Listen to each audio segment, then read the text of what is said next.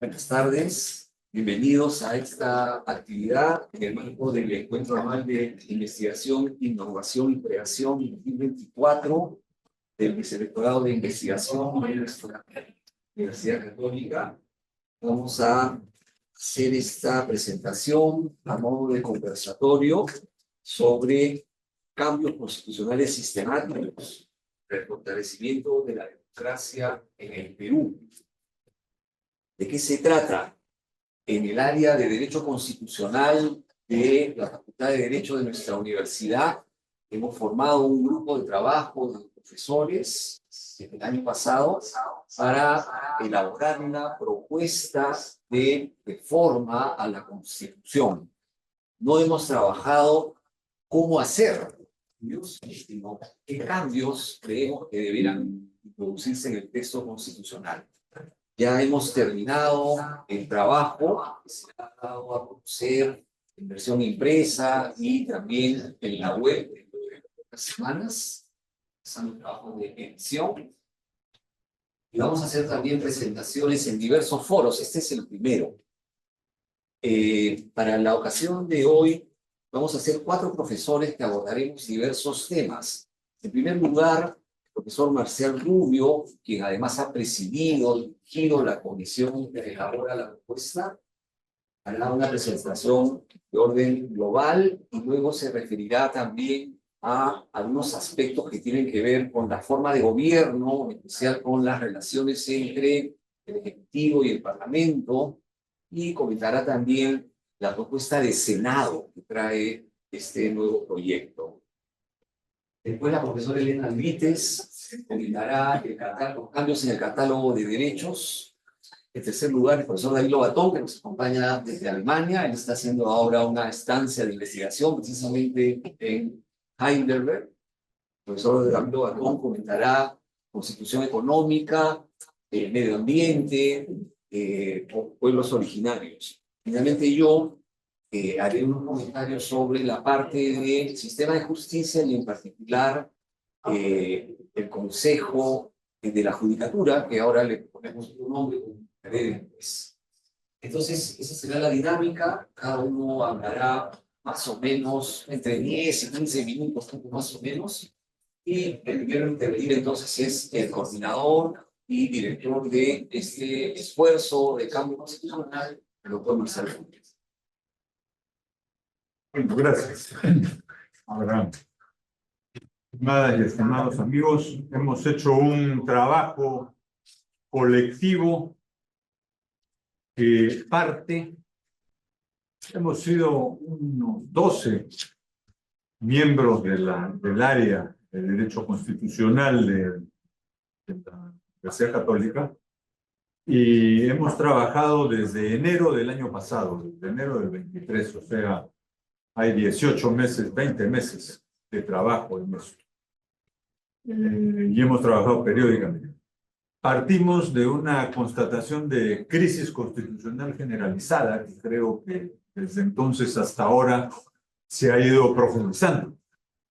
Y todavía no sabemos cómo llegaremos al 26 y cómo saldremos del 26, porque nada parece indicar que esto vaya a dar un vuelco y que ya se vayan las nubes y salga el sol. No hay nada que indique eso, ¿no?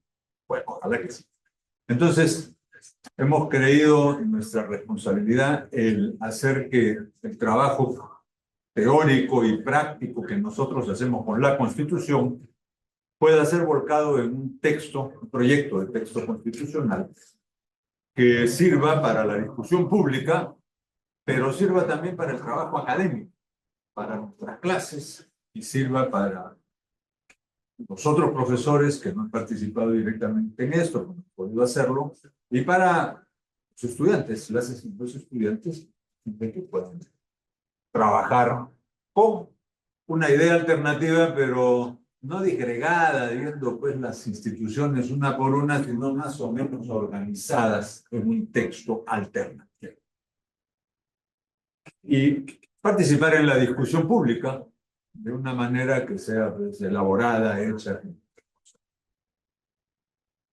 hay unos cambios globales en el proyecto constitucional en relación a la constitución existente actualmente y en relación a las constituciones históricas del Perú, que yo voy a resumir muy brevemente. En realidad, sin tener la Constitución a mano ustedes, sin poderla ir leyendo en 2 o 3 horas, que es lo que digamos, pero no es factible pues, en la actualidad, todavía no está publicada. Entonces podremos trabajar ya con criterio de seminario, seguramente lo haremos, ¿no? Esta ha sido una comisión donde hemos tenido posiciones en general, una posición conjunta común. Pero ya cuando se trataba de poner la ventana o la puerta medio metro más abajo o medio metro más a la derecha, había profundas discrepancias a veces. Entonces, hemos decidido solucionarlas votando. Y hemos tratado de guardar una coherencia. Algunas cosas, algunas cosas ganamos, otras perdimos. En el trabajo conjunto sí estamos de acuerdo, cada uno de nosotros. Hubo un trabajo realmente colectivo y democrático que se resolvió por él. Muy bien. ¿Qué novedades trae en la parte de organización del poder? Que es lo que yo voy a tratar en el proyecto.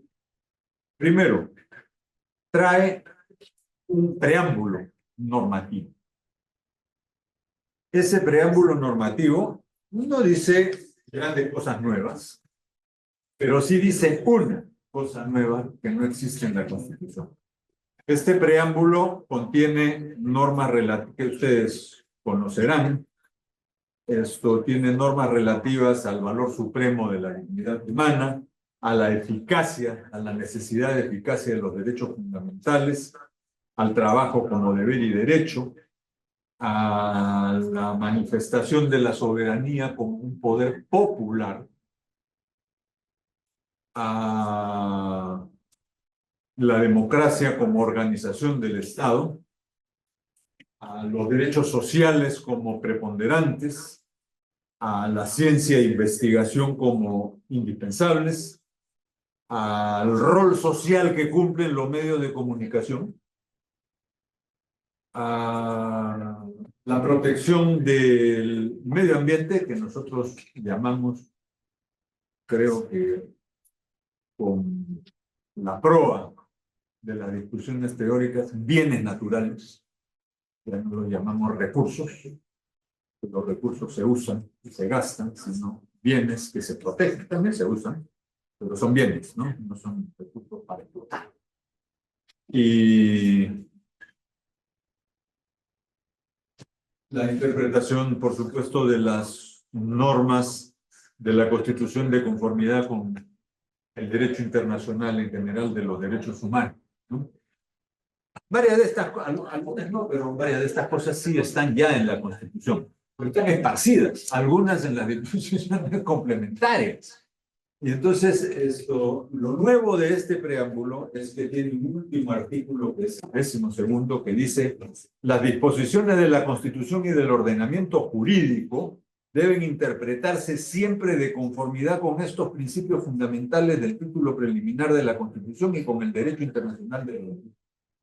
Es decir, la idea es que estas 11 normas de contenido sean las normas que cuando hay que discutir, no, yo soy pues liberal y entonces yo no creo en esto. No, ya no crees. ¿No? Tú crees en eso y está bien, pero constitucionalmente tus creencias, tu cuarto, ¿no? Lo que vale acá es una declaración constitucional. En fin. Probablemente otros hagan otras declaraciones constitucionales distintas. Bueno, pero vamos avanzando en la estructura. Y las que nosotros proponemos, pues, se podrán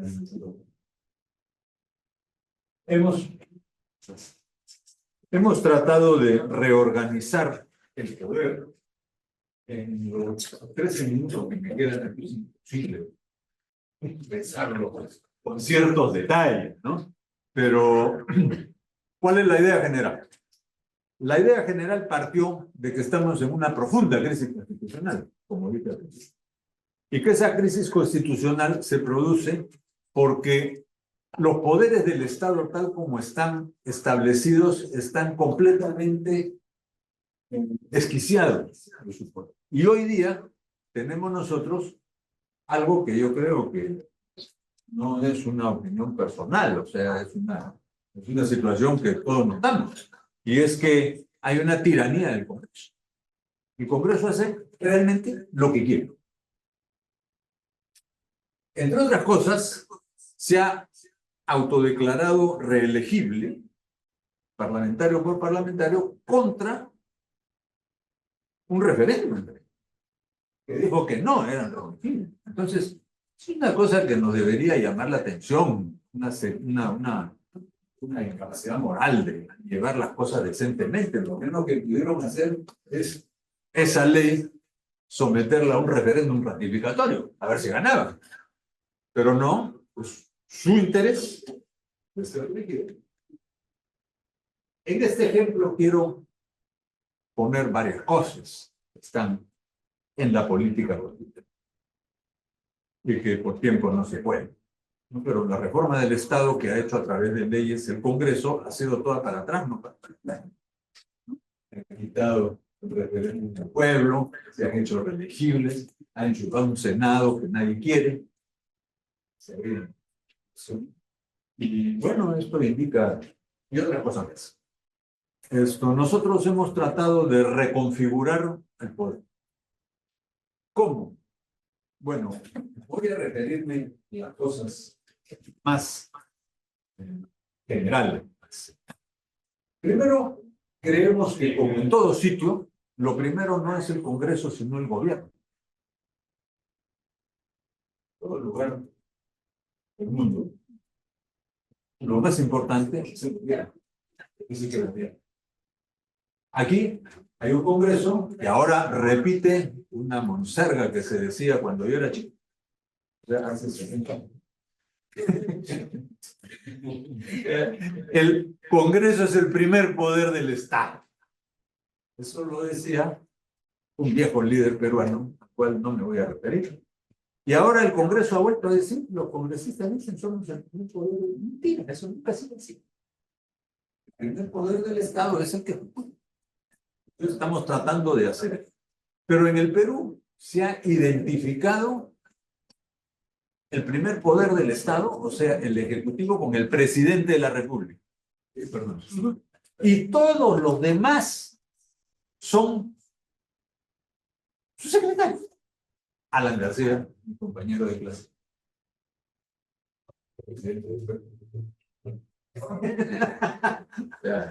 Él llegó bien alto. Muy bien. Pero él dijo, mis ministros son mis secretarios de Estado. O sea, yo les digo que tienen que hacer, lleven. Entonces, eso hay que corregir. Y una de las cosas que hemos hecho es agarrar todas las atribuciones que se encomiendan al presidente de la República en la Constitución vigente y en las anteriores, que no pueden ser del presidente, porque el presidente no puede ni comprar un café con la plata del Estado sin la firma de un ministro, como todos ustedes saben. Son nulos los actos del presidente que carecen de representación ministerial. Entonces el presidente no puede hacer nada. ¿Y por qué tiene todas las atribuciones del Ejecutivo? Y en realidad de la administración pública. Entonces, hemos dividido las tareas que son jefe de Estado y esas van al presidente. Y hemos puesto las tareas de gobierno, que están todas en el actual artículo de atribuciones constitucionales del presidente, y las hemos puesto en el Consejo de Ministros. Y eventualmente en el presidente. ¿Para qué? Para que no sea tan importante la figura del presidente de la República,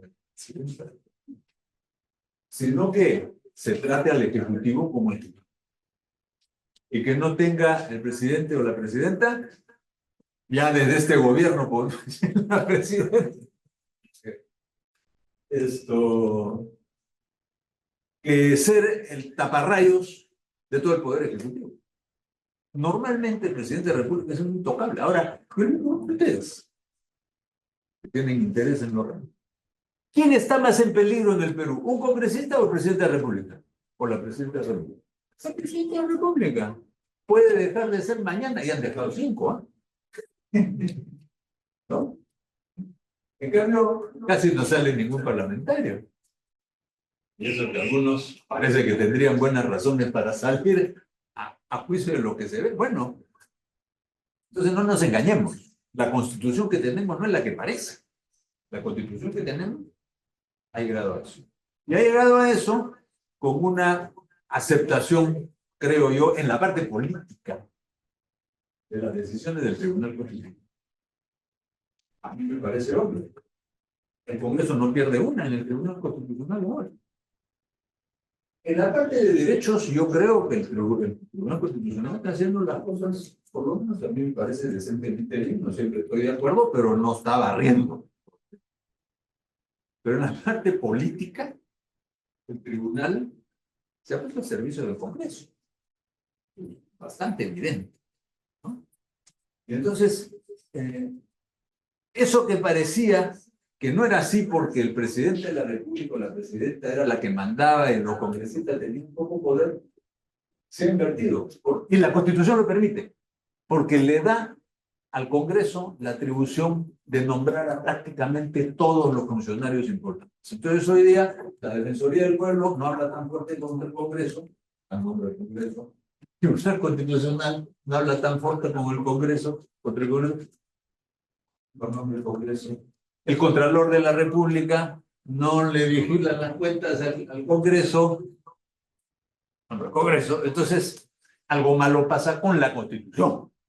No pasa con los malos o buenos parlamentarios, presidentes, ministros que hay. Esto es lo importante. El problema no es subjetivo. Hay un sistema que este gobierno que hay ahora, no este gobierno ejecutivo, no ejecutivo, legislativo, tribunal constitucional, defensor del pueblo, etcétera, etcétera, siguiendo la Constitución a la letra y contradiciendo su espíritu, se ha vuelto un dictadura del Congreso. Muy bien. Entonces, en este proyecto se le quitan buena parte de nombramientos al Congreso. Se le reduce la posibilidad de declarar la vacancia de la presidencia de la República. No se le anula, porque no se puede anular. Eso sería volver a hacer al presidente un tirano. Entonces, hay que balancear. Y se le ponen una serie de contrapesos al Congreso. Uno de ellos, que la Contraloría, a la que ya no va a nombrar ni destituir, lo vigila. El Congreso decide su presidente. El Congreso hace su reglamento como le da la gana. El Congreso está fuera de la control de poderes. ¿Quién controla el Congreso? Hoy día, en términos reales. Entonces, creemos en la separación de poderes y en el control y asignación de responsabilidades y controles. Eso tiene que ser. Entonces, se han cambiado varias de esas cosas. Por supuesto, el Congreso ya no investiga y decide sobre la moralidad política de los congresistas. Esto está desacreditado, yo creo, la comisión esa de... Ya ni me acuerdo. ¿Sí? ¿Ah? No, no sé. De la de ética parlamentaria. Es de parlamentaria nomás, no es de ética. No creo. Eso ya es objetivo, digamos. Esto... Y entonces, ¿cómo se llenan los vacíos que se le ha quitado al Congreso? Y se propone un Senado, del cual yo tampoco, 3 minutos no puedo dar una versión más o menos detallada, pero puedo decirles en general de qué se trata. No se parece en nada al Senado que han aprobado y que va a estar vigente. Se trata de un órgano que no gobierna, no toma decisiones de gobierno. Es un órgano que puede hacer las siguientes cosas: nombrar a todos los altos funcionarios. Y ahora nombra al Congreso. Tiene la función de vigilar la conducta de los parlamentarios y de sancionar. Tiene la función de debatir cualquier problema de interés público que sea necesario debatir. Hoy día, por ejemplo, no se puede debatir en ningún lugar del Perú, del Estado peruano, los muertos por las protestas. Tenemos que ir afuera. Ahora estamos yendo a la Corte Internacional de Justicia, porque aquí nadie toma ese caso. Bueno, yo no estoy participando en eso. Y eso está no solo impune, sino intocado, no investigado. Eso no puede ser. Entonces, tiene que haber un órgano que se preocupe de esas cosas y que no esté mirando la próxima elección, porque entonces es un órgano que no trabajaría un periodo gubernamental, sino dos, y cuyos miembros no podrían volver a servir. De tal manera que ellos gobiernan para el periodo en que están y después ya no. La idea es tener un órgano que hoy día pudiera jalarles las orejas al Congreso, a la Presidencia de la República, al Tribunal Constitucional, a la Defensoría del Pueblo, a la corrupción en las regiones. Y así sucesivamente. Bueno, por supuesto, investigar. Creemos que esto podría ser un balance de poder que no existe ahora. Y que por eso cuando uno tome el poder, lo demás es lo mismo. Esta ha sido la historia constitucional. Se me acabó el tiempo.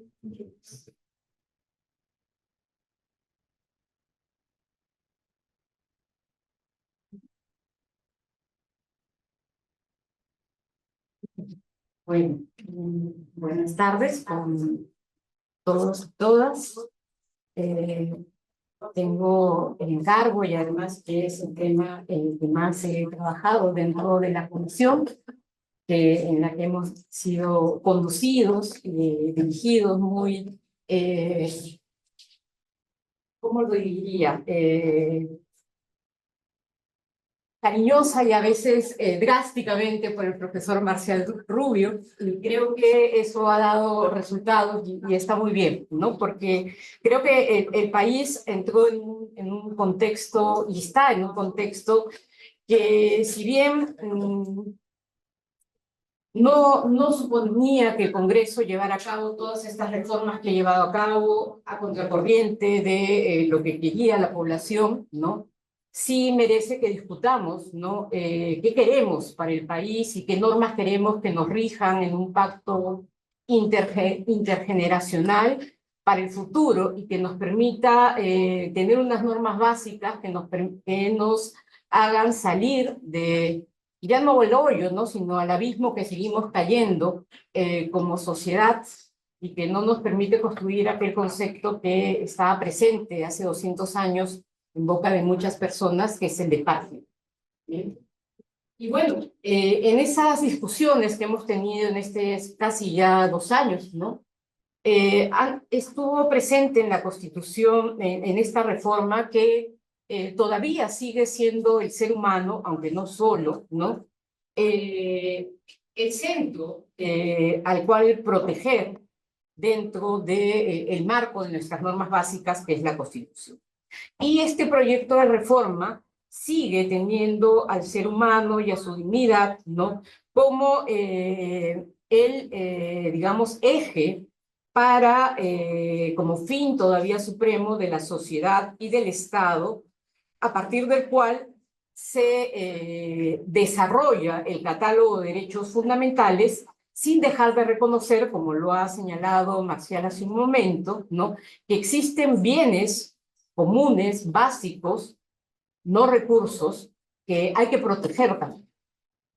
Bien, y en esa lógica se protege la dignidad del ser humano, bien, está también en el título preliminar que sientan aquellos principios básicos del Estado peruano, de la sociedad peruana y del sistema jurídico peruano, se sentarían, vamos, voy a ponerlo en condicional porque es un proyecto, y a partir de ese concepto de dignidad se desarrolla el catálogo de derechos fundamentales. Bien, catálogo que vincula de forma directa a los poderes públicos, y eso se explicita, y además se zanja la discusión dogmática acerca de si los derechos fundamentales vinculan o no a los privados, y se establece que los derechos tienen una relación directa en el derecho privado, o sea, inciden en el derecho privado.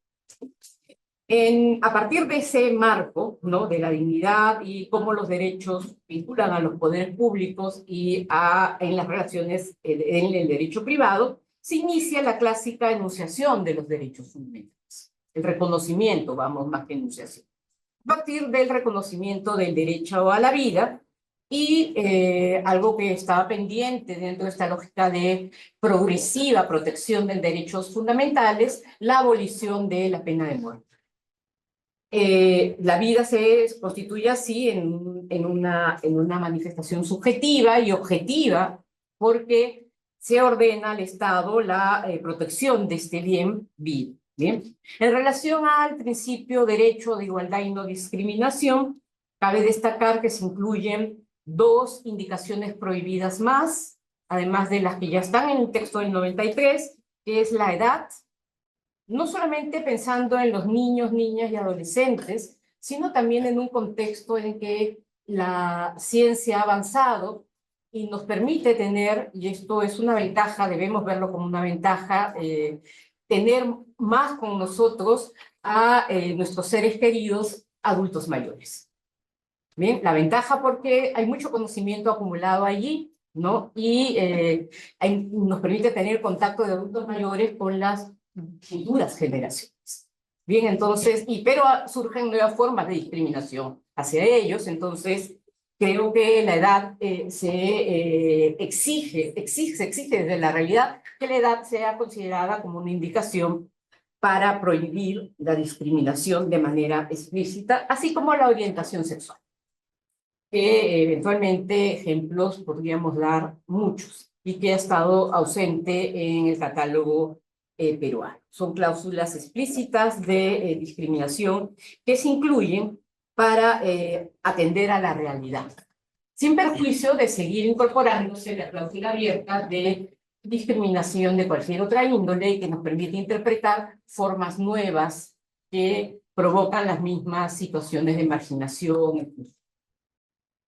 En relación también a la realidad, se incorpora el derecho fundamental a la privacidad e integridad frente a las nuevas tecnologías. Bien, esto también responde a la creciente y evidente amenaza frente a los gigantes y además privados tecnológicos, ¿bien? Para garantizar a las personas, y en esa línea también, precisamente vinculada a la integridad y privacidad frente a las nuevas tecnologías, se reformula el derecho a la autodeterminación informativa o el derecho a la protección de datos personales. Básicamente porque se busca devolver a las personas mayores posibilidades de control y gestión de sus datos personales. Y esto porque es evidente y es cada vez más creciente la pérdida de ese control. Aseguradoras, entidades bancarias, para no hablar de tratamiento informal de nuestros datos personales, ¿no? Se busca hacer una reformulación de cara a que los servicios informáticos, entidades bancarias, otras formas de recopilación de datos computarizadas, digitales, en línea, públicos o privados, ¿no?, deben contar siempre con nuestra autorización para divulgar nuestros datos personales. Bien, ahora funciona al revés, ¿no? Se da por sentada nuestra autorización. Y la idea, sobre todo, es reforzar la divulgación de datos sensibles. Bien, entonces, de cara a las nuevas tecnologías, a la facilidad de divulgación, se hace un refuerzo de ello. Y en relación también a esta idea de privacidad, vida privada, en lo que respecta a la privacidad económica, particularmente a la que está vinculada a el pago de impuestos, hay un cambio que sería una suerte de ampliación del límite referido al secreto tributario y al secreto bancario. Ampliamos quiénes pueden levantar estos secretos. No con el ánimo de facilitar la intervención en estos derechos, sino también con el ánimo de responder a la realidad. Porque el pago de impuestos redunda también en las posibilidades de que el Estado pueda contar con recursos que permitan satisfacer también otros derechos. El gasto público en materia de salud, de educación y la contribución que hacemos todos y todas a ello es importante. Y los datos de la realidad es que hay una mayor sofisticación en materia de elusión tributaria, de evasión tributaria, ¿no? Entonces, de delitos múltiples como lavado de activos asociados a diversas otras formas de delincuencia, creemos que hace importante ampliar las facultades de la administración tributaria.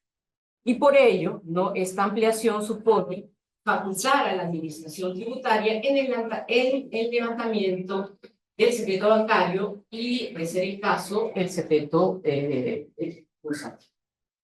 De manera que tenga las suficientes herramientas para combatir estas nuevas formas de elusión, no solamente elusión, sino evasión y otras formas de comisión de delito que en la práctica no hacen sino detraer recursos para que el Estado pueda cumplir con obligaciones también vinculadas a otros derechos fundamentales. Bien, ciertamente no es una facultad limitada, sino está sujeta a responsabilidad de la administración. Bien, esa es otra novedad importante que me interesaba compartir.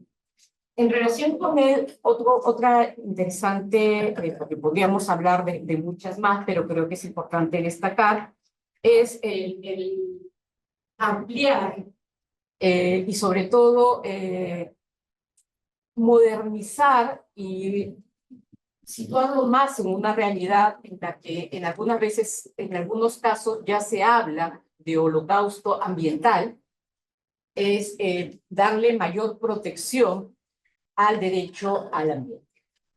Bien, y no solamente garantizando su equilibrio y adecuación para el desarrollo de la vida, sino reconocerlo de la mano de un principio que está presente, por ejemplo, en los Objetivos de Desarrollo Sostenible, que es el principio de sostenibilidad. Los recursos, los bienes naturales, siempre la palabra recursos se queda impregnada en la memoria, ¿no? Los bienes naturales, ¿no? Son precisamente ello, hay que cuidarlos, son de todos y todas, ¿no? Y la sostenibilidad lo que nos dice es que la Constitución no debe ser un pacto de quienes estamos presentes, sino de quienes estamos presentes y de las futuras generaciones. Y eso se expresa precisamente en cómo garantizamos el ambiente. Y esto va de la mano con cómo de manera sostenible cuidamos los bienes naturales. No solamente para las generaciones actuales, sino para las futuras generaciones y hacer de la Constitución un pacto intergeneracional.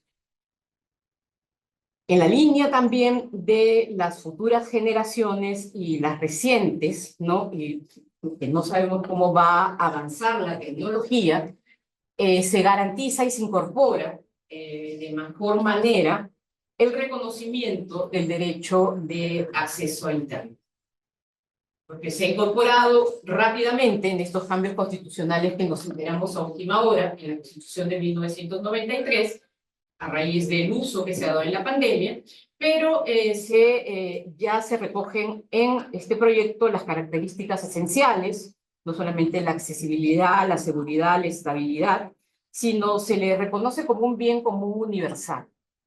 Y ese reconocimiento hace que se incorporen en la Constitución los deberes de promoción, garantía, supervisión y adecuado funcionamiento como obligaciones estatales, sin desmedro de participación de entidades privadas o mixtas. Bien. En relación a otro derecho de libertad o inmunidad importante, como es el derecho a la libertad personal, el proyecto incorpora mayores garantías, ¿no? Teniendo en cuenta que si a una persona se le limita la libertad personal, el escenario en el que se limita la libertad personal pone en riesgo la afectación de otros derechos como la vida, la integridad personal, la salud. En esa medida, además de las medidas existentes, ¿no? Se expresamente frente a la garantía de información de las razones de detención, la necesidad de que se cuente con un abogado público si no se cuenta con recursos, del derecho a guardar silencio, expresamente se incorpora la garantía de que si no se cumplen con estas medidas, la detención se hace inconstitucional. Y se vuelve además al plazo máximo de detención, si el plazo máximo es el plazo estrictamente necesario, como un máximo de 24 horas, para adecuarnos a la lógica convencional que había sido de alguna manera rota con las 48 horas. Bien, entonces volvemos a ello, y además se incorpora que las personas que son detenidas, esto es una detención policial, deben ser retenidas ocupando un establecimiento adecuado. Finalmente, para lo que cabe a los derechos de libertad, ¿no? Se mantiene la fórmula de apertura de la cláusula constitucional de apertura de derechos humanos. Esto, en la lógica de la Constitución, estoy más de los 10 minutos, como un texto abierto, ¿no? Es decir, considerando que la Constitución es un texto inacabado, y más cuando estamos hablando de derechos fundamentales, porque los contextos cambian, la realidad cambia, ¿no? Y el tiempo, las circunstancias, el deterioro ambiental, las transformaciones de la tecnología, permiten identificar que hay exigencias de igualdad, exigencias de libertad, exigencias de igualdad material que requieren atenderlas a partir de nuevos derechos. Y por eso cláusulas como nuestro actual artículo 3, vinculadas al principio de dignidad humana, a la fórmula republicana de gobierno, a la idea de Estado democrático, se mantienen para que se pueda, a través de la interpretación constitucional, identificar nuevos derechos. En relación a los derechos sociales, que es importante mencionar, se mantiene el reconocimiento, porque creo que era importante, como se hizo a finales del 2020, reconocer de manera subjetiva que estamos frente a un derecho humano. La Constitución de 1993, por muchos años, tenía una visión básicamente de la educación como una obligación del Estado, pero no necesariamente como un derecho subjetivo. Eso se atendió en el gobierno de transición, y en el artículo 16 se incorporó el derecho a la educación como un derecho humano, y se estableció además como parámetro de atención de ese derecho un 6% del PBI. Se ha mantenido porque era lo correcto, ¿no?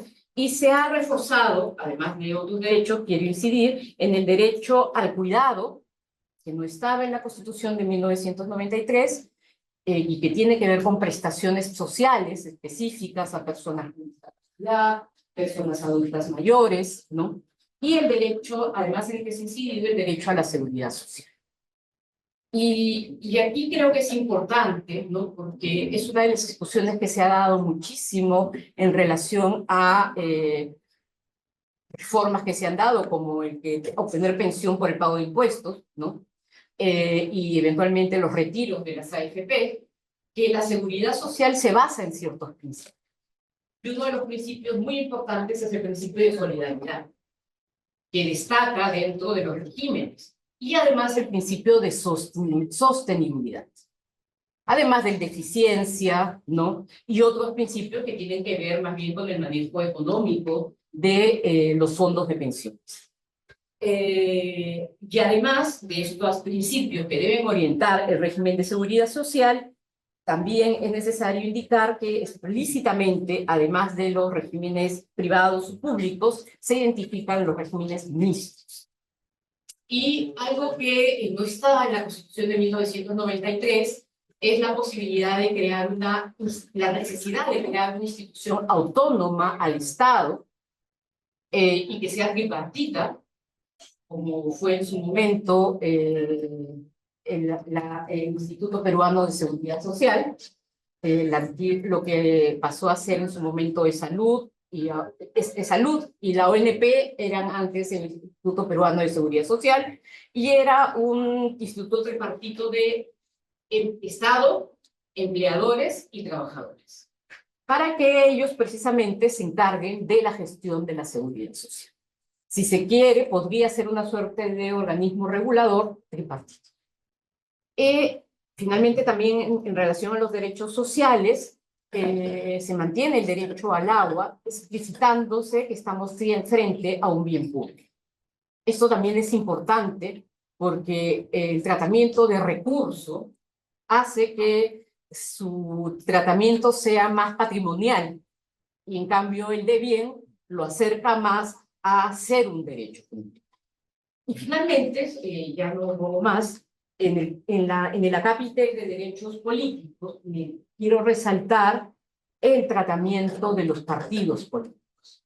Bien, un tratamiento que creemos es importante porque los partidos políticos cumplen un rol fundamental en la democracia del país.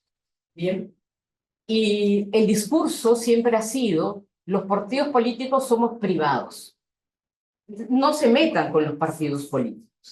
Bien, pero los partidos políticos cumplen un rol público. Ahora reciben recursos públicos. Bien, los partidos políticos participan en la formación de la voluntad política del pueblo. Bien, cumplen funciones público-constitucionales, por eso lo decimos aquí en el proyecto, el artículo 34. Y no solamente eso, ¿no? Sino que su finalidad es participar en procesos electorales públicos para acceder a cargos de elección popular públicos. Bien, por ende, creemos que en una constitución se debe decir algo más de ellos que no sea solo el de reconocerlos y dejar a la ley su regulación. Y parte de eso, decir algo de ellos, es decir, bajo qué principios deben organizarse, como el democrático, como el de igualdad, ¿bien? E incluso, ¿no?, el hecho de que su permanencia, ¿no?, en la inscripción electoral se base en el respeto a ciertos principios democráticos.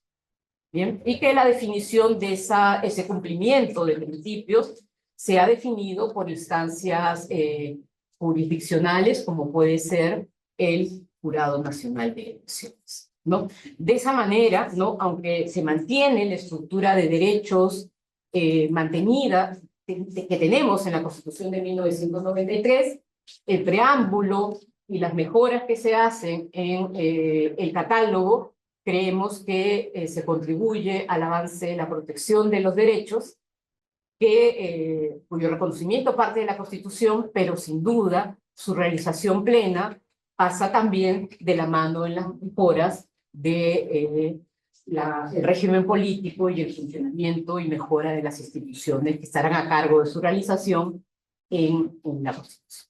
Muchas gracias.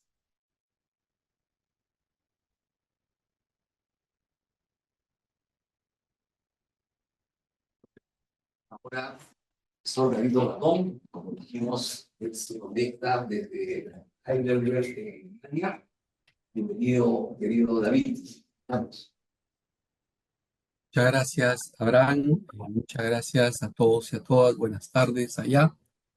Eh, Muy contento de compartir con mis estimados y estimadas colegas que durante más de año y medio hemos estado cocinando a fuego lento este proyecto de reforma integral de la Constitución del año 93, que a diferencia, y lo mencionó Marcial, a diferencia de hacerlo entre gallos y medianoche, como ha sido las reformas constitucionales que ha aprobado el Congreso de la República, en la última, la magnitud es inmensa. Son más de 50 artículos constitucionales que han sido reformados, vuelvo a insistir, entre gallos y medianoche, de espaldas a la ciudadanía, de espaldas al poder constituyente.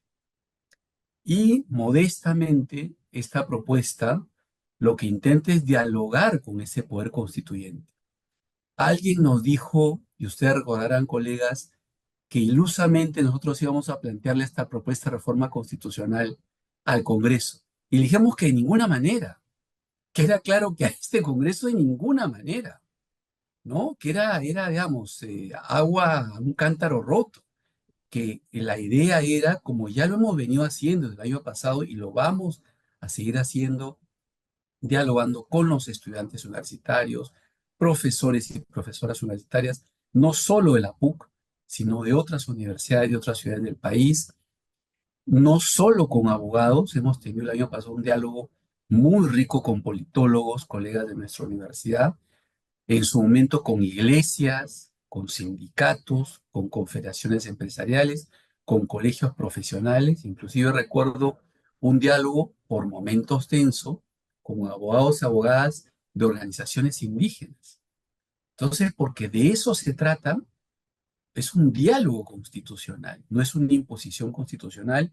Y yo quería comenzar con esto porque ratifico lo que menciona Marcial al inicio, que estas reformas constitucionales aprobadas por el actual y vergonzoso Congreso que tenemos no son reformas, sino son retrocesos constitucionales. Y así deben verse. Retrocesos constitucionales que en algún momento deberán ser revertidos y cuyos autores y perpetradores deberán ser sancionados en otro momento político en el país.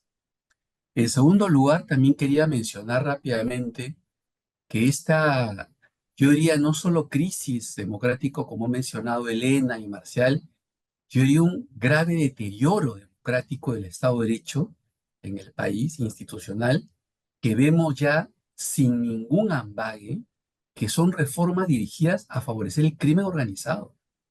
No solo la corrupción, sino la impunidad del crimen organizado.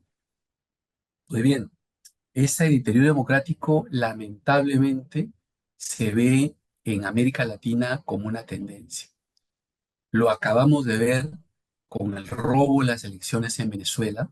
La oposición ganó largamente y el régimen de Maduro no escuchó a Lula, sino escuchó a Ortega de Nicaragua, ¿no? Y ha decidido quedarse a sangre y fuego.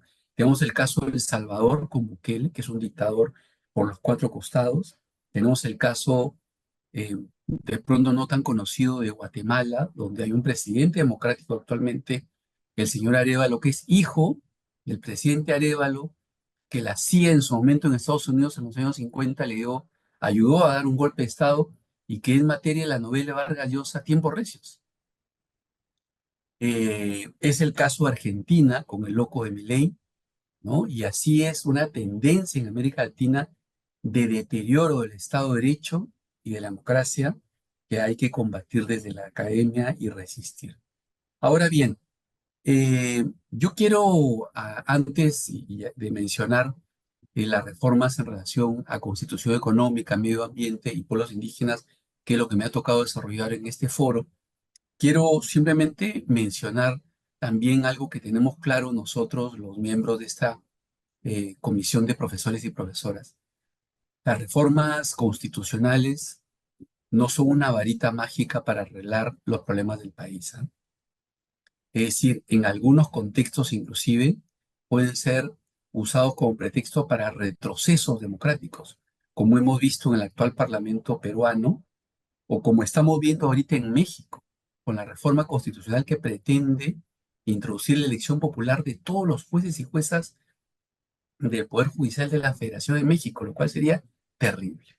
Entonces, o sea, quiero hacer esa advertencia que no nos inscribimos entre los académicos que creemos que una reforma constitucional va a arreglar los problemas del país. Lo que sí creemos es que un sector importante de la población, del poder constituyente, del pueblo, expresado en las encuestas y que se expresó en parte en las protestas sociales, quiere un cambio constitucional, quiere un cambio constitucional. Pueden estar equivocados o acertados. Podemos estar de acuerdo con ellos o no, pero hay que escuchar al pueblo. Es el poder constituyente. Y escuchar significa justamente iniciar estos diálogos como lo que estamos teniendo ahora. Entonces, sobre el régimen económico, justamente es uno de los temas de mayor debate en el país, de debate constitucional, yo diría, de los últimos 10 o 15 años. Hay un sector del país que señala y está convencido que el capítulo económico, la constitución económica de la Carta actual vigente del año 93, ha sido uno de los pilares fundamentales para el crecimiento económico en los últimos 25 años en el país. Y creo yo, ya es una apreciación personal, que en parte tienen razón. A la vez, hay otro sector muy importante del país que considera que ese capítulo económico es el responsable de la gran inequidad que ha significado este crecimiento económico en el Perú y lo responsabiliza la desigualdad y la pobreza existente.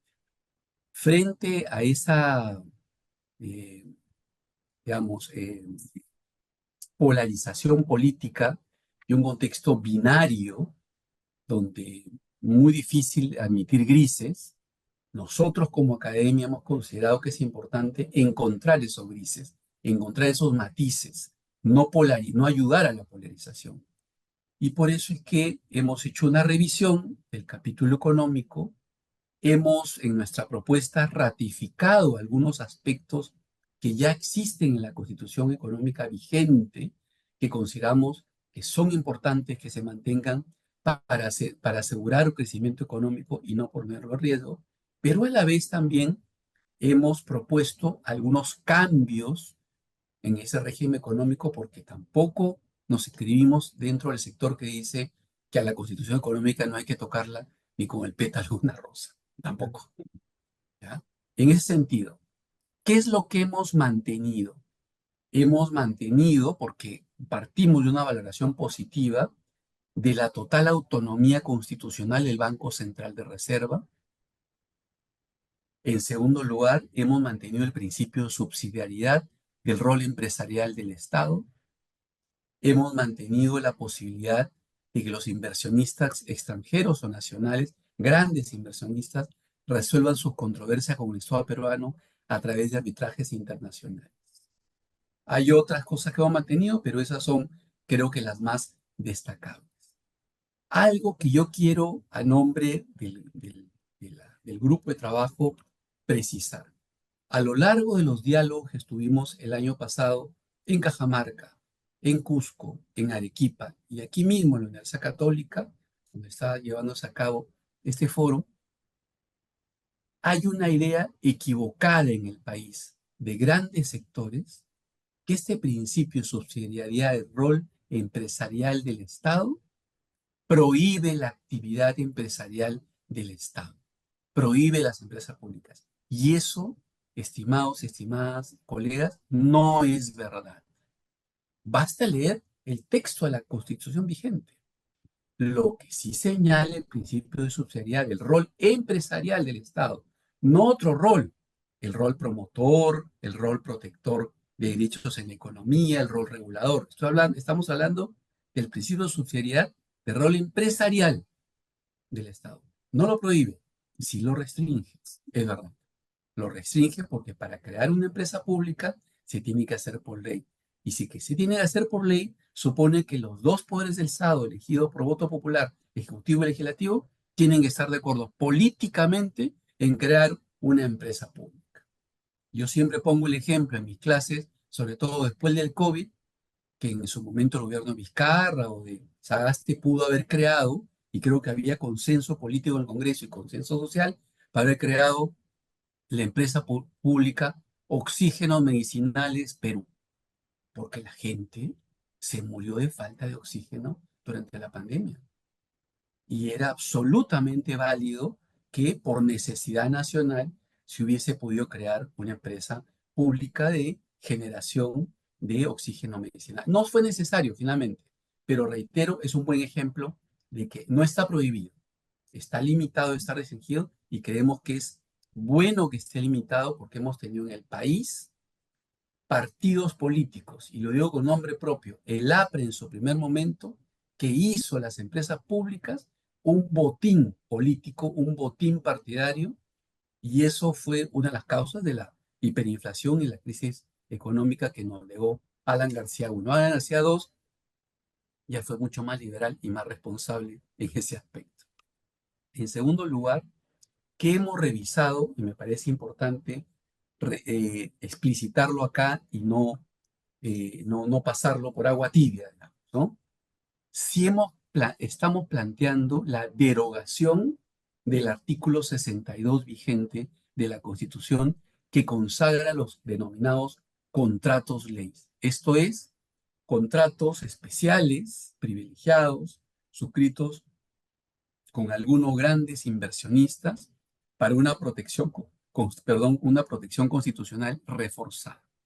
En primer lugar, ¿por qué creemos que habría que derogarlos? En primer lugar, porque creemos que la libertad de contratar, que es el derecho fundamental que sustenta estos contratos de ley, está largamente protegida en la Constitución vigente y en la Constitución que nosotros proponemos reformar. Un derecho fundamental que merece la más alta protección constitucional. Y en segundo lugar, la valoración que hacemos el grupo, podemos estar equivocados o acertados, que consideramos que no es necesario recurrir a una protección tan reforzada de estos contratos de ley para atraer grandes inversionistas. Creemos que la mejor seguridad jurídica que el Perú puede ofrecer a tales inversionistas es que esas posibles controversias jurídicas que surja con el Estado peruano se ventilen en arbitrajes internacionales, cosa que hemos mantenido en dos pasajes de nuestra propuesta de reforma constitucional. Paso en los últimos 5 minutos a hablar sobre medio ambiente y pueblos indígenas muy pequeñitos. Miren, el tema de medio ambiente en la actual Constitución está regulado en la Constitución Económica, en el capítulo económico. Y como ya mencionó y adelantó Marcial y también Elena, creemos que el cuidado de la naturaleza, el cuidado del medio ambiente, el cuidado de la tierra, como le llaman nuestros pueblos originarios, esos bienes comunes, como los ríos, como los páramos, como los glaciales, como los bosques, como la Amazonía, no deben ser o no deben tener una aproximación solo desde el mercado, solo una aproximación económica. Sin duda pueden ser aprovechados y explotados. Nadie dice que no, pero ese aprovechamiento debe ser compatibilizado con lo que señala Belén, el cuidado del ambiente para las generaciones presentes y futuras, para el cuidado del planeta. Yo les cuento muy rápidamente que una de las cosas que he venido a estudiar a Heidelberg son los derechos de la naturaleza. Y me he tenido que zambullir en mucha bibliografía que habla de la crisis climática, la emergencia climática, que es terrible. Hay 9 indicadores que señalan que el planeta ha sobrepasado su capacidad de carga, y de esos 9, ya hay 6 que los hemos sobrepasado al 2023. Entonces, claro, el tema ambiental es tan importante que creemos merece un capítulo aparte, que es lo que estamos haciendo en esta propuesta. ¿Para qué? Para llamar bienes naturales y no recursos naturales, para que la Amazonía, que ya tiene un régimen especial en la actual Constitución, tenga una mayor protección a la luz de los tratados internacionales ratificados por el Perú, asimismo las áreas naturales protegidas, una protección especial al agua, en especial para su consumo humano, en la línea de la reforma constitucional que ya se aprobó el año 2017.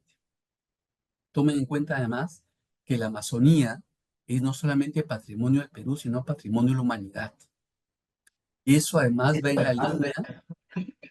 en la línea de nuestro espíritu católico, de nuestra universidad, que el Papa Francisco en su encíclica Laudato Si hace una defensa cerrada de la Amazonía al punto que no ustedes saben, pero en 2018 cuando el Papa vino al Perú, luego hubo un concilio, perdón, un concilio ecuménico amazónico, justamente para tratar este tema de la protección de la Amazonía.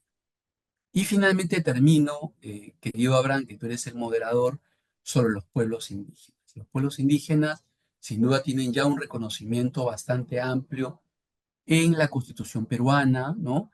En la jurisprudencia del Tribunal Constitucional a partir del derecho a la consulta previa, el derecho a usar el propio idioma, en el bloque de convencionalidad, en todos los tratados internacionales ratificados por el Perú y en la jurisprudencia de la Corte Interamericana de Derechos Humanos en materia de pueblos indígenas. Yo quiero resaltar acá solo algunos aspectos y con eso termino. En nuestra propuesta hemos mantenido la noción de comunidades campesinas y nativas y le hemos sumado a esas nociones la de pueblos indígenas. ¿Por qué? Porque muchos de nuestros pueblos originarios están organizados legalmente y están reconocidos legalmente y sus tierras están protegidas legalmente porque se constituyeron en su momento como comunidades campesinas y nativas. Nos parecía que tampoco teníamos que desandar todo, sino valorar lo que se había hecho y sobre eso construir más. Hemos agregado que no solamente las comunidades campesinas y nativas, sino los pueblos indígenas pueden ser también titulares de tierras y territorios. En segundo lugar, que esa propiedad de tierra y territorio también le da acceso al uso de los bienes naturales que necesitan para su subsistencia, agua, plantas medicinales, bosques, caza. Y finalmente, y con eso termino, planteamos que en el artículo 46 de la propuesta, que es el artículo 45 actual, sobre el carácter del Estado peruano, debe agregarse que el Estado peruano no es solamente soberano, unitario, en fin, sino también pluricultural, que es una forma muy importante de que el Estado tenga una nueva relación con los pueblos indígenas, no de exclusión, no de discriminación, sino de inclusión y de respeto. Y es por eso que en este marco de un Estado pluricultural planteamos también el reconocimiento expreso, cosa que ya está en los tratados internacionales, pero de forma expresa, el reconocimiento en el texto constitucional del derecho a la libre determinación de los pueblos indígenas, por ejemplo, para gestionar y administrar sus propios territorios a nivel local o municipal. Bien, colegas, eso son algunas de las pinceladas de las principales propuestas de esos tres ámbitos. Seguramente podremos volver a discutir en otros ámbitos cuando la propuesta sea prontamente publicada. Muchas gracias por su atención.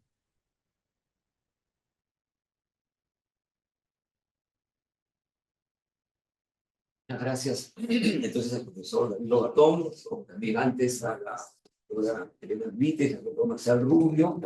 Puedo también cerrar comentando algunas líneas importantes de la reforma en materia del sistema de justicia. Después de esto, esperamos tener todavía unos minutos para absorber, contestar preguntas de ustedes y el cierre estará a cargo de la doctora Rita Zafra del SICAG, la institución a la que estamos adscritos como grupo de investigación y que ha hecho las coordinaciones para sostener este encuentro con ustedes. Bien, Estimados amigos, en el Federalista 78, Alexander Hamilton, uno de los padres fundadores de la democracia constitucional en Estados Unidos, sostuvo, como seguro recuerdan, que el Poder Judicial es la rama menos peligrosa del gobierno. Hamilton nos dijo, ¿no?, que el Ejecutivo es quien dispensa los honores, quien controla la fuerza de la comunidad, mientras que el Legislativo dicta las reglas, determina los derechos y los deberes de todos y posee además la bolsa, es decir, el manejo presupuestario. En cambio, dijo Hamilton, el Poder Judicial no influye ni sobre las armas, ¿no?, las Fuerzas Armadas, ni sobre el tesoro, sobre el presupuesto, no dirige ni la riqueza ni la fuerza en la sociedad, sino que solamente tiene discernimiento, ¿no? Esa era la concepción de Hamilton, ¿no?, en el año 1788. La idea era la rama menos peligrosa, ¿no?, la que menos poder tiene. Esto dio lugar a la publicación de un libro célebre, siempre en el marco del constitucionalismo estadounidense. Me refiero al libro de Alexander Bickel, que se publicó en 1962 y que llevó ese nombre, ¿no?, la rama menos peligrosa. Claro, Bickel hace una revisión de lo que es el control de constitucionalidad a cargo de los jueces y en particular de la Corte Suprema en Estados Unidos, ¿no? Él plantea esta célebre tesis de, digamos, lo que él llama la dificultad contramayoritaria, ¿no? ¿Hasta dónde es aceptable en el marco de una democracia constitucional que los jueces controlen a la legislatura, ¿no?, que controlen la ley, ¿no?, que aprueba un Congreso elegido popularmente, sea legitimado democráticamente, ¿no? Y que toman la idea de Hamilton, ¿no?, de la fundación de la democracia constitucional en Estados Unidos, y dice, no hay legitimidad para que los jueces le digan al Congreso, tu ley no es válida, porque va contra la Constitución. Es interesante, ¿no? Y claro, ahora él, por ejemplo, critica a la Corte Warren, ¿no?, en Estados Unidos, en particular este fallo célebre de Brown versus Board of Education, ¿no?, del año 54, donde se cambia, ¿no es cierto?, la doctrina prevaleciente en materia de discriminación, ¿no? Tiene una concepción muy, ¿cómo decirlo?, quizás crítica y conservadora, ¿no? Pero bueno, hago estas menciones porque ahora mismo nosotros podríamos preguntarnos la rama menos peligrosa, la que menos poder tiene, los jueces. Estamos ya en otro paradigma constitucional, estimados colegas, alumnos, amigos, público en general, ¿no? El modelo de Estado constitucional y democrático de derecho exige un rol de los jueces tan importante que están, pues, aquí y en tantos otros países en el centro mismo del debate público, ¿no? Y me refiero a la configuración de los poderes políticos, a la que hizo alusión el profesor Marcel Rubio, y me refiero también a la protección de derechos fundamentales que abordó la profesora Alvites, o a las garantías de la Constitución económica que desarrolló el profesor Lobatón, entre otros, ¿no? Entonces, esa relevancia constitucional y política de los jueces se ve en las últimas décadas, y que supone que los jueces están también integrados en la dinámica del poder en el marco del Estado constitucional, ha llevado a, ¿cómo decirlo?, a también poner en el centro de la reflexión constitucional la cuestión del gobierno judicial. ¿Cómo se gobierna la rama judicial de los poderes públicos, el modelo de Estado constitucional? ¿Cómo hacemos para asegurar los elementos centrales de un sistema de justicia constitucional y democrático? Es decir, quizás dos ideas que resumen esto de la mejor manera, ¿no? Cómo asegurar independencia e imparcialidad de los órganos de justicia y cómo asegurar también, ¿no? El control democrático de los jueces, la rendición de cuentas. Para esto, por supuesto, la administración de la carrera de jueces y fiscales.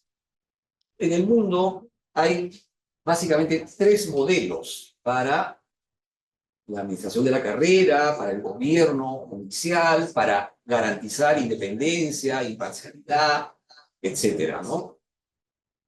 El modelo de los ministros de justicia, es el clásico, digamos, que viene del siglo XIX, ¿no? El decimonónico.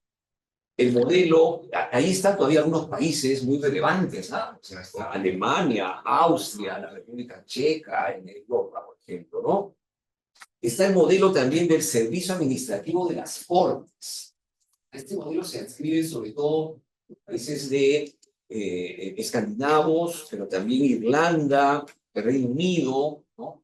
Y está por último el modelo que ahora prevalece a nivel mundial, que es el modelo del Consejo Judicial, o de los consejos de la judicatura o de la magistratura.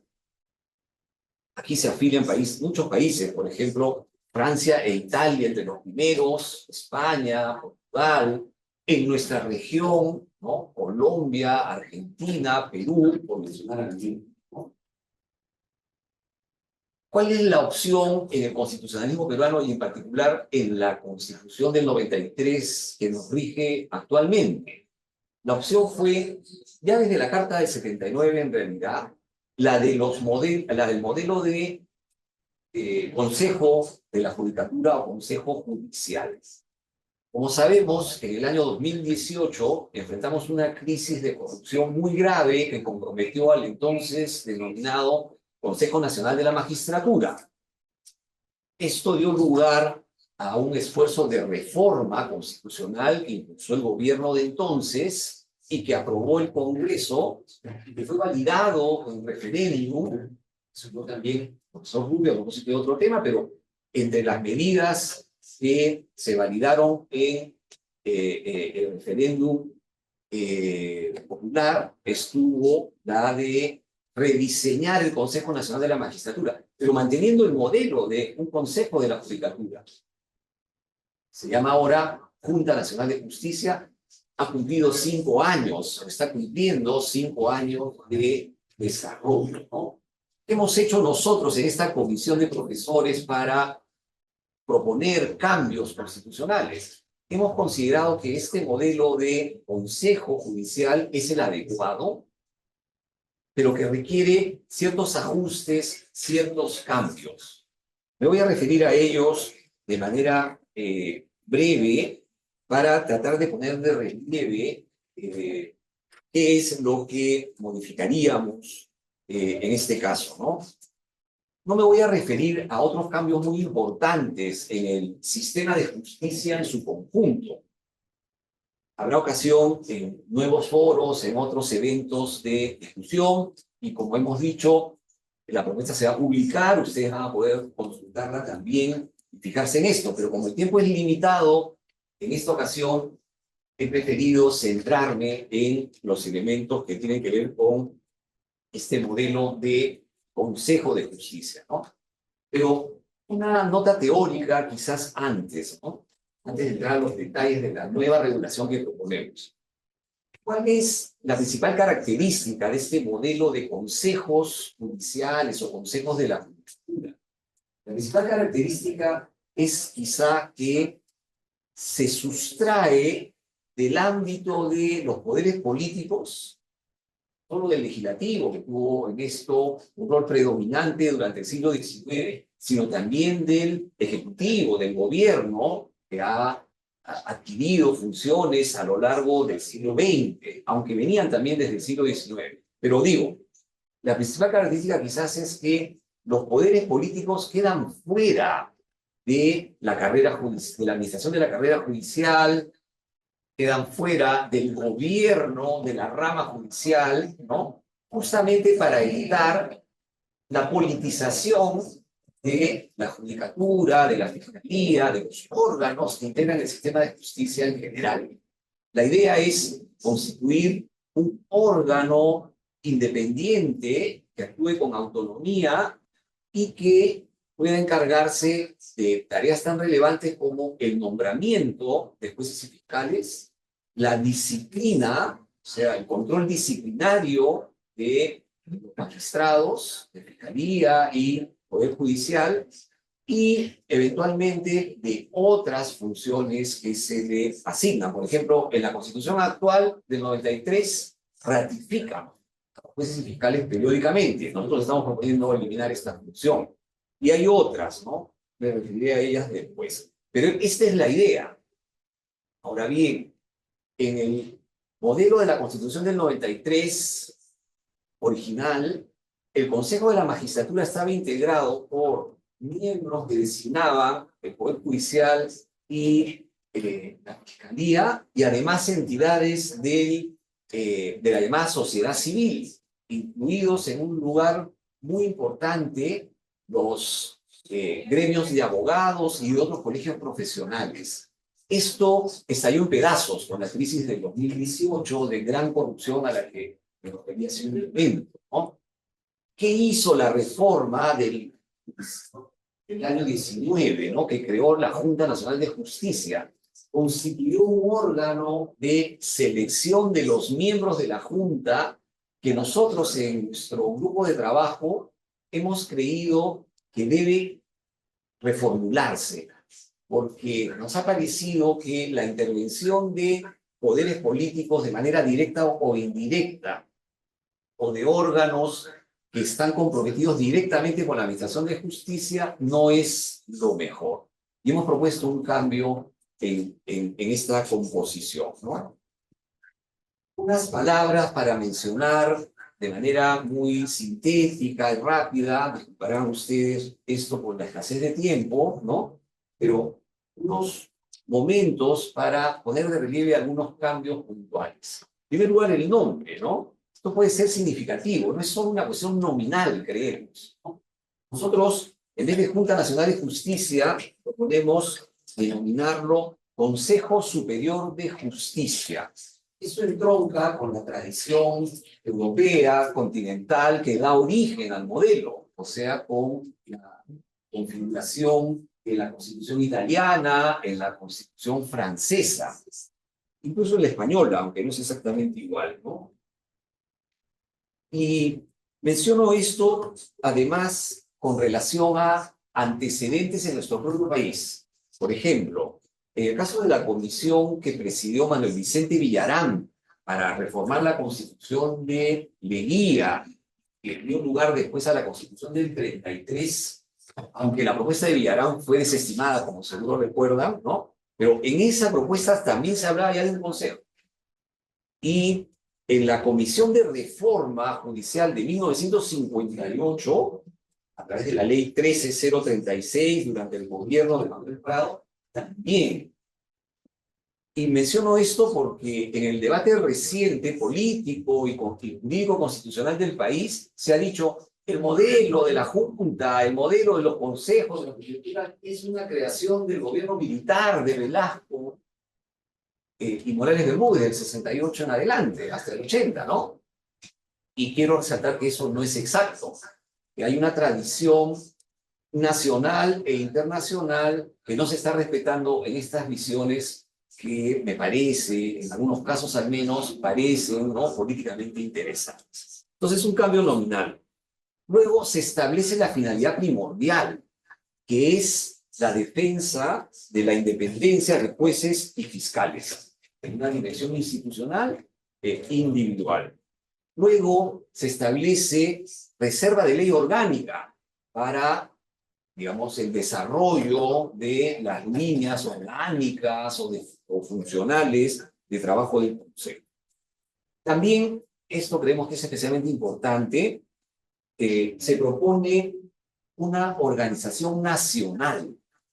En la Carta del 79 había una organización nacional porque se pensó en consejos, digamos, de la magistratura, así denominados en la Carta del 79, en distritos judiciales. Creemos que esto sería importante en una lógica de dar mejor cobertura nacional y atender también a criterios descentralistas y de eficiencia, ¿no? Porque un consejo pequeño que resuelve todos los casos de nivel nacional parece pues que queda desbordado por la carga de trabajo, ¿no?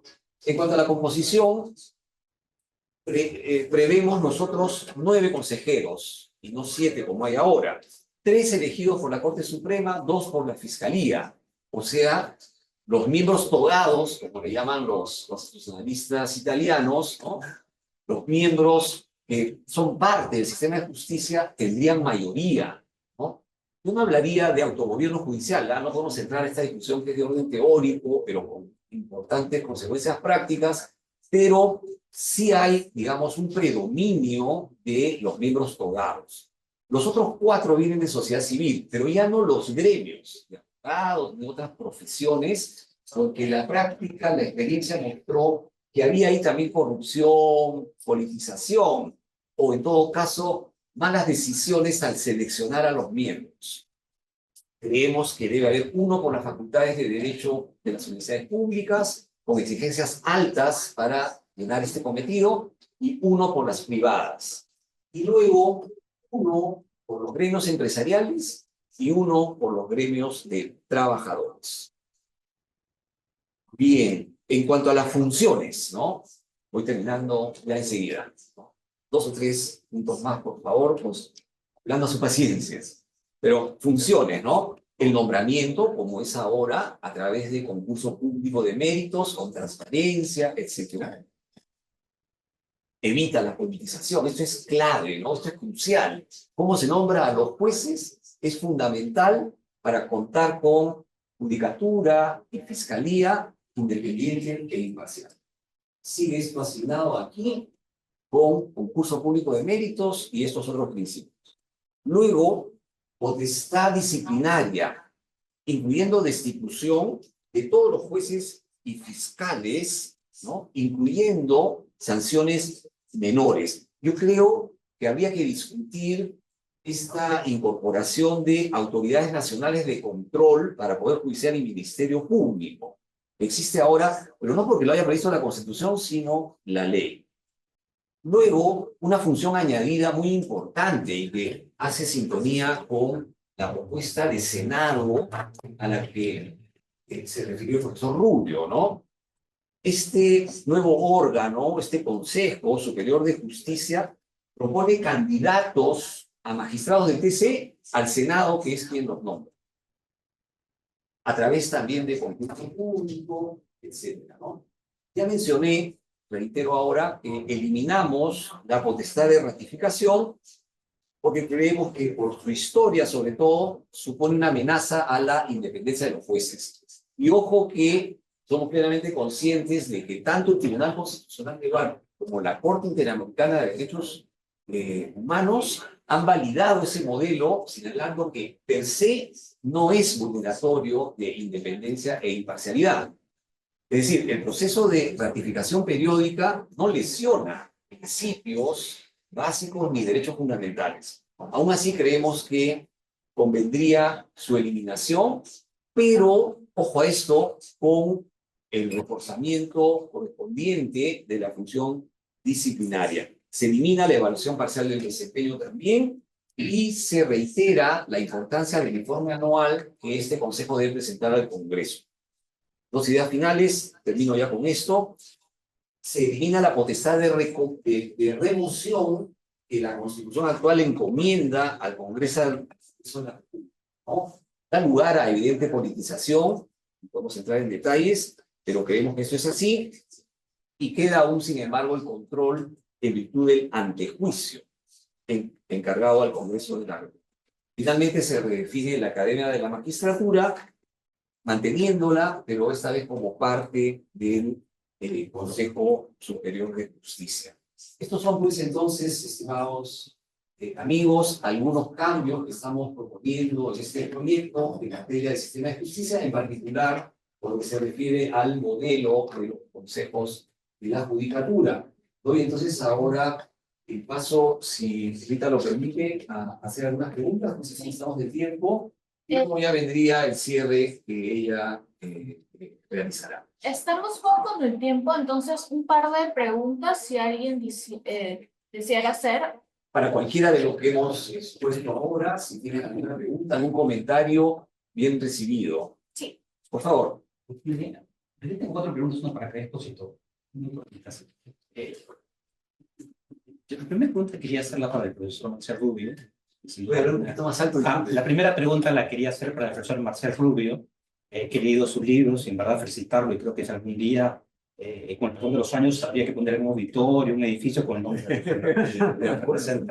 en la universidad. Quería preguntar, la primera pregunta es su opinión en torno al proceso de descentralización. Si es que este no debería sufrir alguna mejora, en el sentido que de alguna manera da la impresión de que el proceso de regionalización ha consistido en darle las facultades a las regiones y que ellos se vean qué hacen, ¿no? Le doy plata y que ellos vean, y que ha perdido un poco la presencia el gobierno nacional en la región. Es una primera pregunta.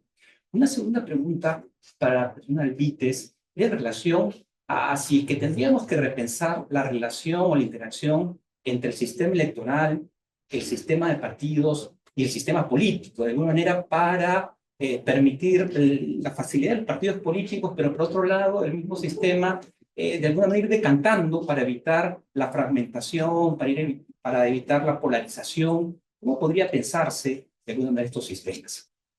Mi tercera pregunta era para el profesor Lobatón, estoy equivocando su apellido, en relación a las comunidades, tanto nativas y campesinas, que sin duda alguna corresponden a gran parte del territorio, pero si miramos sus padrones de comunidad, vemos que corresponden pues a la década del 70, y mucha de la población que hoy vive en sus lugares ya no están en los padrones, o los que están en los padrones viven fuera de las comunidades. Entonces hay una especie de necesidad de sinceramiento de estas situaciones para tomar decisiones.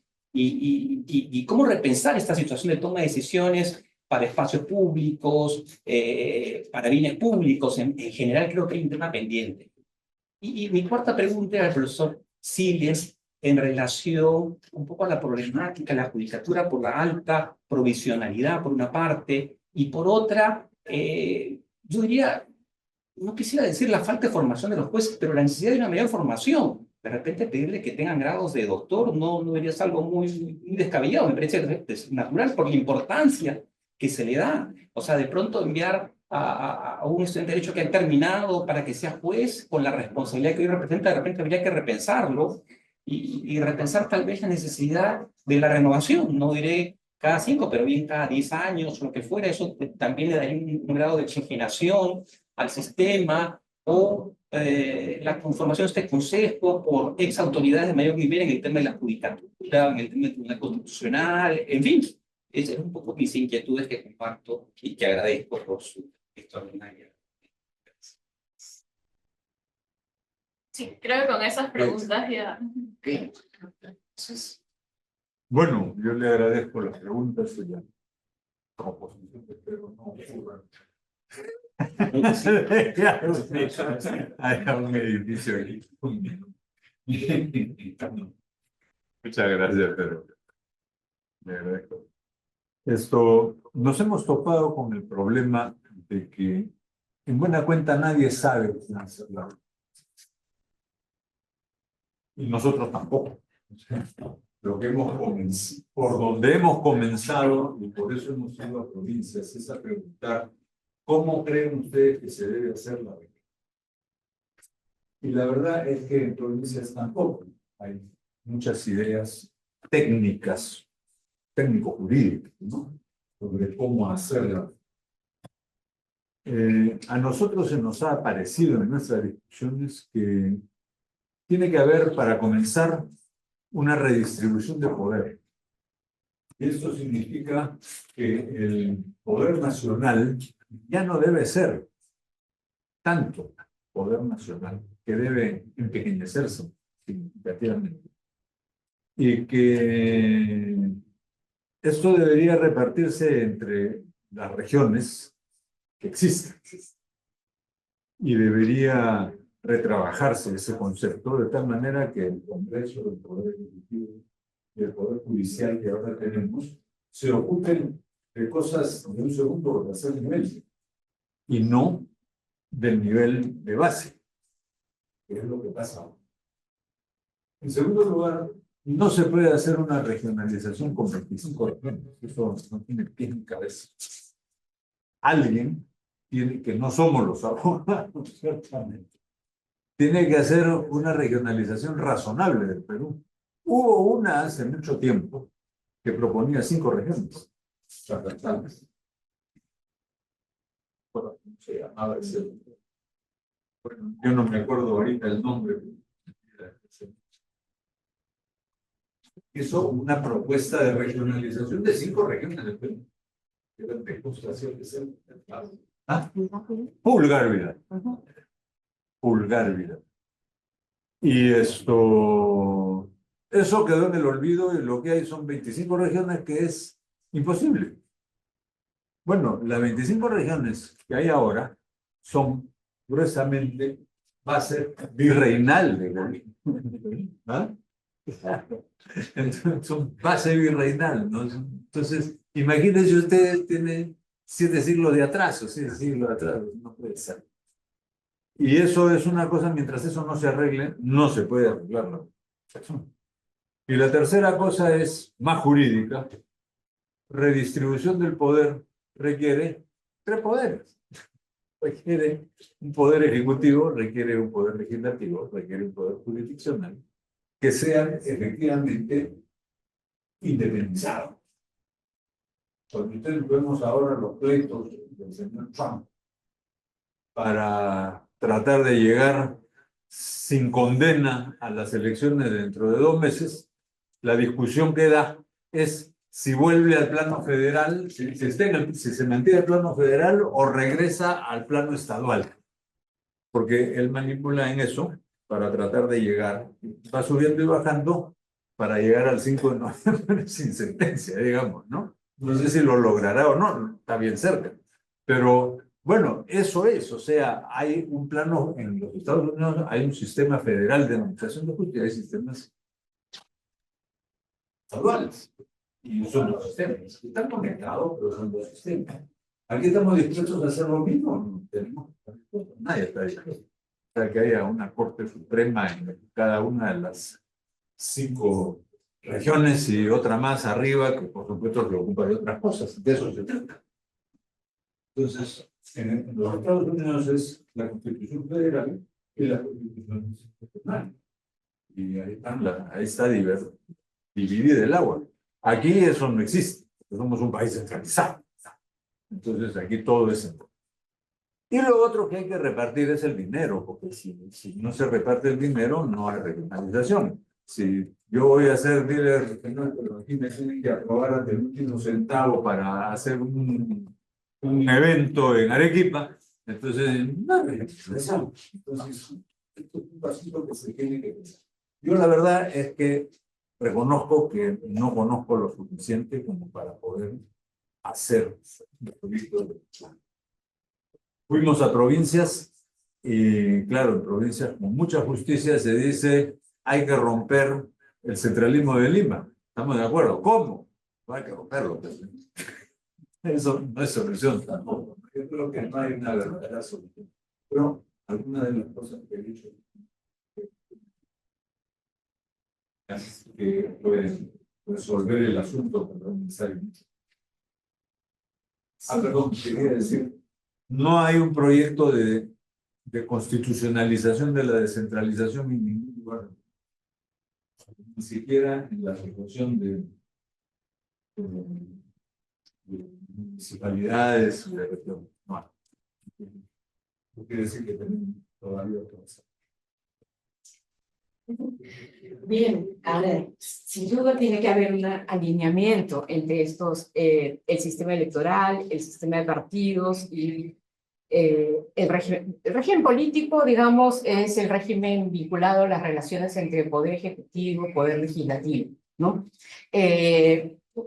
y más que alineamiento en relación a ellos es cómo llegan, y tiene que ver con cómo se organizan las elecciones, eventualmente, básicamente tiene que ver con cómo se otorgan los curules en el Parlamento vinculado con cifras repartidoras, etc. ¿Bien? Y allí básicamente pasa por el alineamiento entre el sistema electoral y el sistema de partidos. ¿Y qué queremos en relación a los partidos? ¿Cuántos queremos que participen? Bien, y creo que en el proyecto hemos tenido en cuenta, primero, la necesidad de visibilizar que los partidos tienen un rol público. Y dos, que ese rol público además ahora es ayudado con fondos públicos. Y que desde la Constitución tiene que quedar claro no solamente ese rol, sino que el Estado puede fijar reglas explícitas para la organización de los partidos. Y que esas reglas deben obedecer no solamente a aspectos como organización interna, principios democráticos, promoción, sino que además en la ley orgánica de elecciones se deben establecer cómo se eligen a los candidatos, ¿bien? Y además cómo eventualmente interviene en esa elección los organismos electorales como la Oficina Nacional de Procesos Electorales, que estaba antes en la ley, pero ahora está en la Constitución. Bien, de manera que allí ya hay eventualmente una mayor vinculación de los partidos políticos a el sistema electoral. Otro elemento de actuación de los partidos políticos, ¿no? Que todos los actos de los partidos políticos son públicos. En tanto, están sujetos al principio de la transparencia y al derecho de acceso a la información pública. Es decir, son sujetos obligados al derecho de acceso a la información pública. Y entonces cualquier persona puede ir a solicitar a un partido político información. Tienen, por ende, obligación de rendir cuentas, ¿no? De manera pública, permanente, respecto a sus ingresos, gastos y aportantes. Y además, ¿no? El financiamiento ilegal no es solamente una cuestión de administrativa, de infracción administrativa, sino que conlleva responsabilidades penales. Y algo que creemos que es una innovación, pero que es importante, ¿no? Que los partidos políticos, por sus fines, sus actividades o conductas de sus afiliados que contravengan disposiciones constitucionales o los principios del Estado constitucional, el sistema democrático y los derechos fundamentales, son prohibidos por el Tribunal Supremo conforme a la ley. Y esto también habilita, estos son los que Marcial llamaba retrocesos, ¿no? Reformas y retrocesos que se han dado en la ley, pero serían retrocesos de acuerdo a este proyecto constitucional, ¿no? El hecho de que no haya, por ejemplo, ¿no? Partidos políticos que están funcionando en la práctica. Es decir, que la instrucción de partidos políticos no sea por el funcionamiento orgánico y solo por padrones, como estaba previsto inicialmente con las reformas.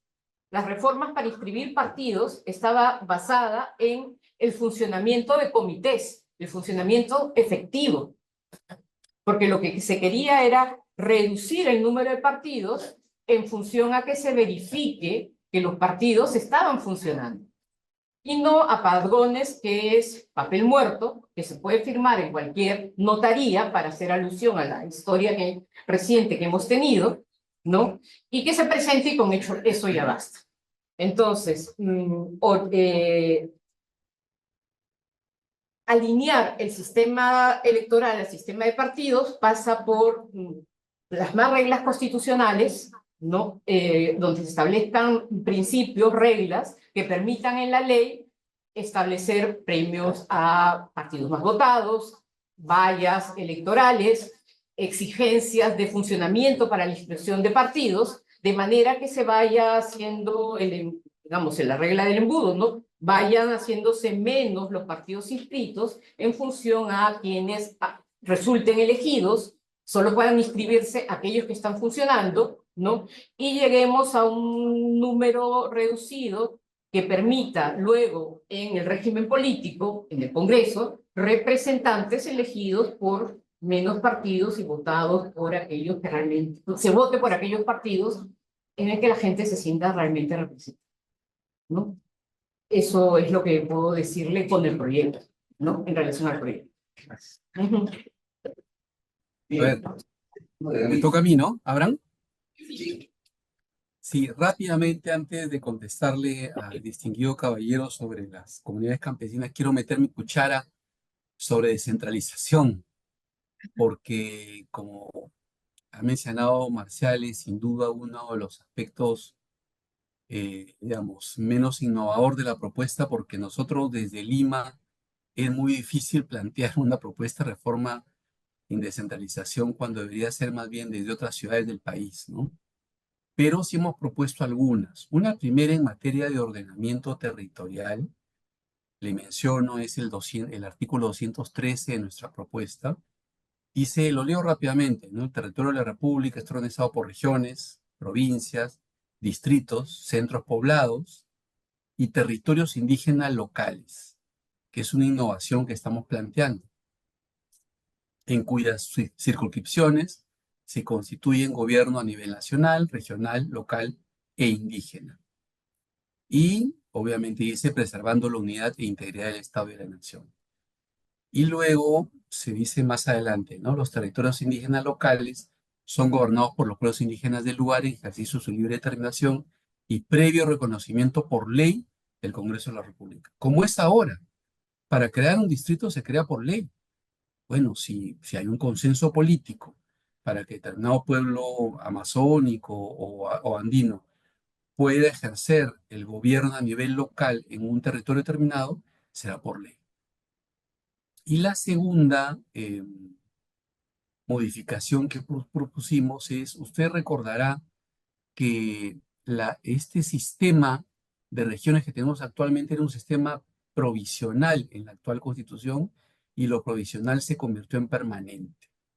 La idea era que las actuales regiones, que eran los anteriores departamentos, se juntaran en macroregiones, ¿no? Y que para eso iba a haber unos referendos, etc. Bueno, hubo un solo ensayo referéndum, que recuerdo que fue Lambayeque, fue con Cajamarca, con Amazonas, que lideró en su momento el que llegó a ser primer ministro después de Alan García Doyu de Simo. Y en ese referéndum que se perdió estrepitosamente por la macroregión, surgieron unos microregionalismos, micronacionalismos que nunca sabíamos que existían en esa región del país. Entonces, eso fracasó. Y por tanto, y con eso termino mi metida de cuchara, en relación a este tema que estamos planteando, algo voluntario. Y lo leo también en el artículo 214, dice, 2 o más regiones de forma asociada pueden proponer al gobierno nacional planes maestros de desarrollo por un periodo de 10 años. Estos planes deben contar con la aprobación del Consejo de Ministros, con un presupuesto especial y con el apoyo de oficinas descentralizadas del Ministerio de Economía y Finanzas y eventualmente de otros ministerios. Es decir, que no quede en el papel, sino un ensayo de asociación de regiones real, con presupuesto, con pan bajo el brazo. Y dice, transcurrido dicho periodo, se consultará vía referéndum a la población local si tal asociación de regiones se mantiene o no en forma permanente, ¿no? Es lo que modestamente hemos planteado respecto a descentralización. Y sobre comunidades campesinas y nativas, y con esto termino, colegas, señalo lo siguiente, el artículo 45, que es lo que yo mencionaba. Usted tiene razón, ahí hay un tema digamos, de empadronamiento, ¿no? De actualización. No solamente lo sufre el Perú, sino también países como México con los famosos ejidos rurales. Hay expertos en el Perú que podrían ayudar mucho a eso, como Laureano del Castillo, ¿no? Y otros, además que son egresados de nuestra universidad, pero fíjese usted, en materia de propiedad y posesión de tierras, lo que estamos proponiendo, lo que mencioné y reitero, el artículo 25 de nuestra propuesta dice, los pueblos indígenas, comienza así, los pueblos indígenas y las comunidades campesinas y nativas tienen derecho de propiedad y de posesión sobre tierras ancestrales y el Estado tiene la obligación de reconocerlos, titularlos y registrarlos de conformidad con la Constitución y los tratados internacionales ratificados por el Perú. Asimismo, los pueblos indígenas y comunidades campesinas tienen derecho a gestionar en forma autónoma sus territorios y tierras ancestrales, así como los recursos naturales que les son necesarios para su subsistencia. Entonces, lo que hemos hecho en la propuesta es que convivan constitucionalmente estas dos entidades jurídicas y será finalmente la dinámica constitucional, la dinámica social, la dinámica comunitaria la que determinará qué es finalmente lo que primará, porque lo que es cierto que muy pocos pueblos indígenas tienen territorios reconocidos. Yo he estado haciendo una pequeña investigación y más o menos son al menos de pueblos indígenas no contactados o en contacto inicial, son 8 reconocimientos, no hay muchos. Entonces hay que, insisto, construir desde lo que ya se tiene, por lo menos que es, aunque desfasado, antiguo, como usted dice, pero existente de las comunidades campesinas y nativas. Gracias, colegas. Bien, gracias al doctor Lobatón. Entonces, me toca a mí contestar a la pregunta del doctor sobre todo provisionalidad, formación de jueces, ¿no? Bueno, en verdad es un tema que a mí me interesa mucho. De hecho, yo publiqué el año pasado un artículo académico sobre la cuestión constitucional de la provisionalidad en la Corte Suprema, ¿no? En la propuesta, nosotros hemos incluido una disposición para que la Corte Suprema tenga una cláusula constitucional que establezca su tamaño y composición. Esto está ahora simplemente a nivel de la ley, pero nosotros creemos que debiera estar en la Constitución justamente porque una parte en el origen del problema reside en el número demasiado grande y estable de salas provisorias de la Corte Suprema, no salas transitorias. Pero hemos propuesto que hayan 5 salas en la Corte Suprema, no 3, como es ahora por mandato de la ley, ¿no? Salas en materia constitucional, civil, penal, contencioso administrativa y laboral y social. Y un número determinado de magistrados de la Corte Suprema para sincerar, digamos, ¿no? Y darles estabilidad y eliminar la provisionalidad con el carácter que tiene ahora, ¿no? Que es en verdad, en la práctica, una situación estable y permanente, ¿no? La figura de la provisionalidad debe existir a nivel de la ley orgánica, como ocurre ahora, pero solamente pues para situaciones excepcionales y por razones justificadas, por ejemplo, vacaciones, muerte, destitución, y de estas incidencias que producen una vacancia, digamos, en el cargo permanente de los jueces. Y en cuanto a la mayor formación de los jueces, sí, completamente de acuerdo. Nosotros mantenemos la Academia de la Magistratura y la reasignamos bajo el marco de este Consejo Superior de Justicia. No creemos que una propuesta como la que se ha discutido o se está discutiendo aún en el Congreso de reemplazar el Consejo de Judicatura, que ahora se llama Junta Nacional de Justicia, por la Academia sea lo adecuado, porque la Academia debe ser justamente una entidad de formación, ¿no? Usted, doctor, mencionaba que los jueces debieran ser personas expertas en derecho, quizás doctores en derecho, ¿no? La idea de una academia es justamente tener programas que sean un complemento y un desarrollo superior de la enseñanza universitaria, ¿no? Y hacia eso debe irse, ¿no? Ya se han establecido bases para eso, hay una experiencia, y la idea no es eliminar esto, sino construir y desarrollar mejor, ¿no? Muy bien, con eso entonces daríamos la palabra a la doctora Rita Zafra para que dé las palabras de clausura. Muchas gracias, profesor. Muchas gracias también, profesor Rubio, profesor Alvitas y profesor Lobatón. El CICAS quiere agradecerles también a todas las personas que nos han acompañado, tanto de manera presencial como virtual. y también el grupo de investigación, obviamente, Derecho Constitucional y Derechos Fundamentales.